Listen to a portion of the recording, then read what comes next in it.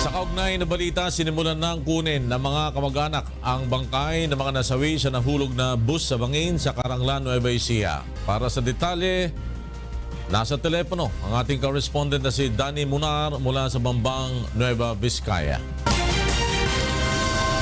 Danny? Yes, magandang tanghali. Nagpapatuloy pa rin ang identification process sa mga nasawi sa nahulog na bus sa isang bangin sa Caranglan, Nueva Ecija kahapon.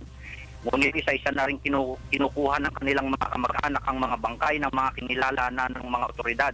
Sa Santa Fe Municipal Clinic kung saan 11 bangkay ang dinala, nasa 7 na ang clinic na ng kanilang mga kamag-anak.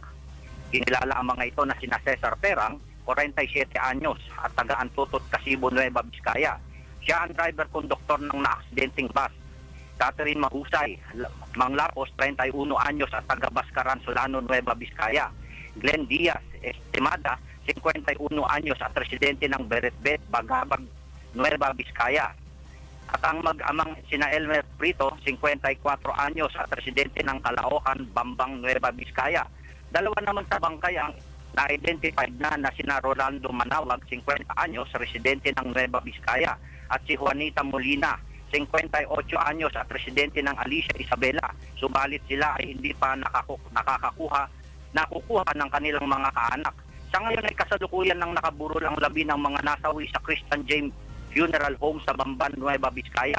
Samantala, kinuha na rin ng kanyang mga kamag-anak ang bangkay ng nasawing driver ng bus. Ibuburol ang labi ng driver sa kanilang bahay sa Barangay Bagbag, Bawang, La Union. At yan muna ang ating update mula dito sa Bambang, Nueva Vizcaya. Balik sa inyo dyan sa studio. Danny Munar, nagulat mula sa Bambang, Nueva Vizcaya.